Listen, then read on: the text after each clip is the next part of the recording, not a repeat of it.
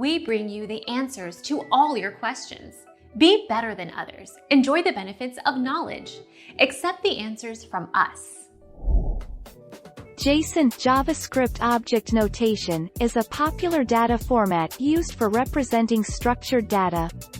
It's common to transmit and receive data between a server and web application in JSON format.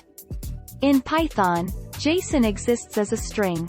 For example, P equals name, Bob, languages, Python, Java. Our mission is to provide accurate answers. We think without knowledge, it is impossible to live a balanced life. Be competent, be skillful. Thank you for watching. Don't forget to subscribe and hit the bell notification.